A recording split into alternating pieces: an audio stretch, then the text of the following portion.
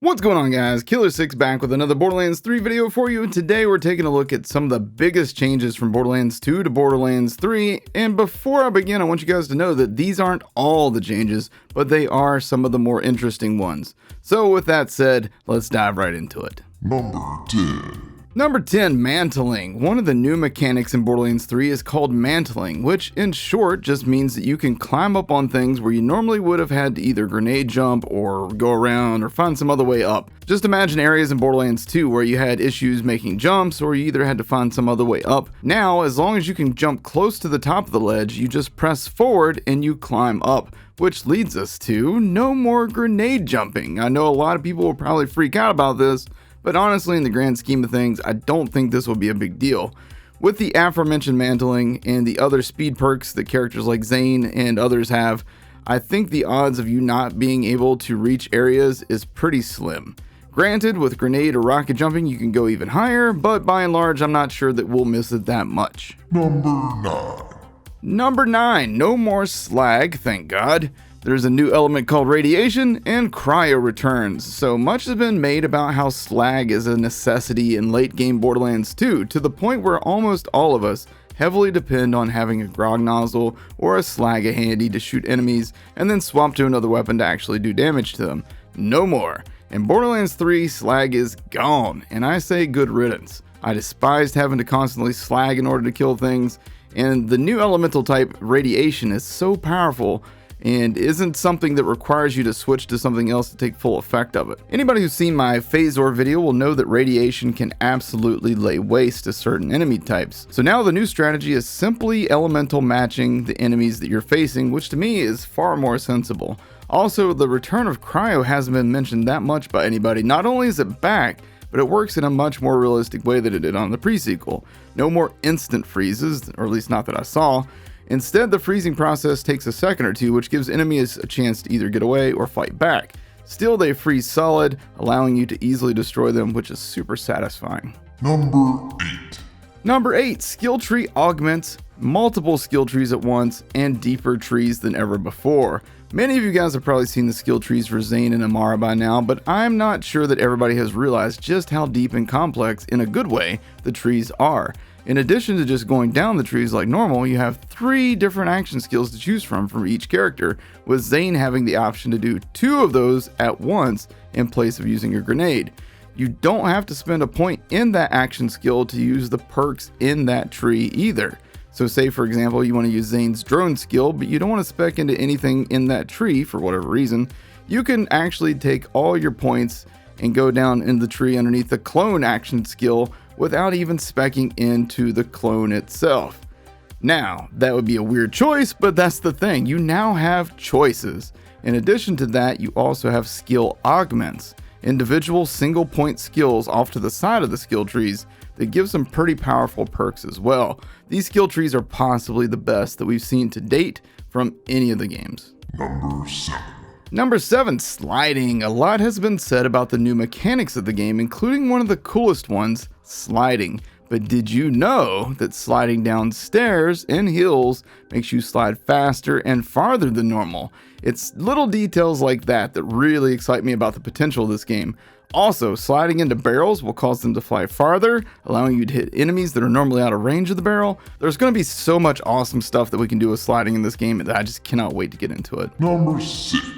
Number 6, alternate fire modes, more weapon parts than ever. So you know how well Jolt's Dude and several others in the community know weapon parts? Heck, I know a fair bit myself, but not everything.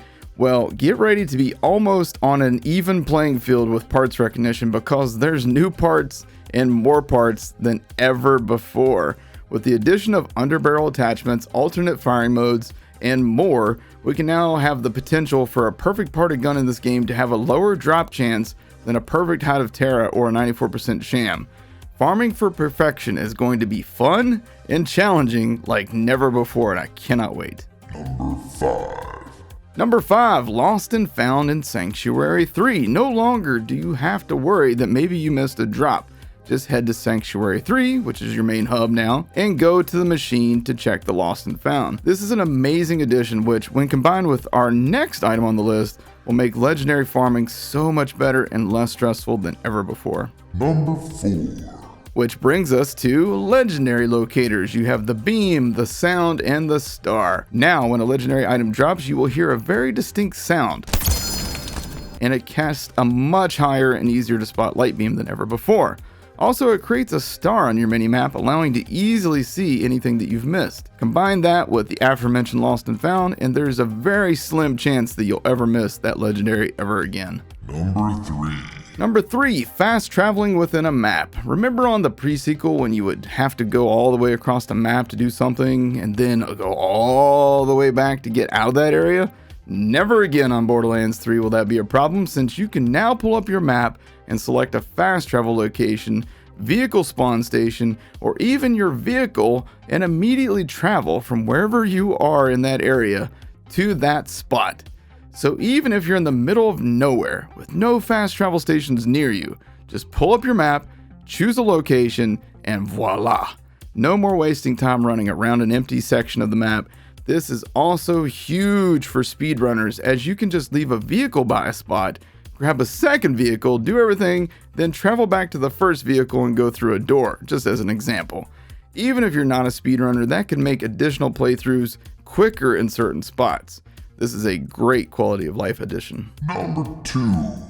Number 2, refilling ammo with a single button push. One of the most sought abilities for a Borderlands game is the ability to go to the ammo vendor, push a single button to refill all your ammo. Well, it's here. No longer do you need to waste time going from weapon type to weapon type, spamming that buy ammo button. Now it's as easy as a single button press without even entering the vending machine. And in addition to that, you can now see the item of the day in vending machines just by walking by them as well. This will make getting legendary items from the machines a much more common occurrence, since there's a lot of times that you run by machines without even checking. Now you don't even have to. Number 1. And finally, my number 1 thing is better balancing of all things. Leveling, damage values, and stats are all much better balanced than they were on Borderlands 2. On Borderlands 2, when you got into Ultimate Mode and beyond, the damage values became ridiculously high numbers, and that led to the dependence on Moxie items to keep yourself alive. It also led to a dependence on things like the B-Shield, Unkempt Herald, Grog Nozzle, Norfleet, Topnia, Sandhawk, Pimpernel, and other items to survive. With Borderlands 3, it appears to be balanced more in line with how things were in the pre-sequel or Borderlands 1. Damage numbers are no longer so ridiculous, so no longer do you have to depend on that special gear to survive. Instead, use the items that you like, and the balance just feels right. Anybody who's ever played Borderlands the pre-sequel knows that of the 3 main games, it had the best balancing for combat of any of them, with Borderlands 1 being close second. The main problem with the pre-sequel obviously was the lack of in-game content, but that's another video for another time. So obviously Gearbox has seen all this and put an amazing effort into Borderlands 3 to make the balancing much better than it's ever been before. So that's a short summary of some of the major changes from Borderlands 2 to Borderlands 3. There's a lot more that I didn't really cover here, like Guardian rank, auto money and ammo pickup, NPCs reviving you, ground slams, all that good stuff. There's so much more. I've had a lot of questions about these things, and I even did an AMA on Reddit. If you want to, I'll put a link to that down in the description below. You can go check out my questions and responses to that. So I figured I'd make it into a video format so that you guys could visually see some of the things and know how they work. All of these changes are drastic improvements to the franchise that we know and love, and should make Borderlands 3 the best game in the series to date. So let me know down in the comment section below what change you're most looking forward to. If you haven't already, please take a second to hit that like button and hit subscribe. You can also tap the bell icon to be notified anytime I post a new video. Thank you guys for watching. Have a great day.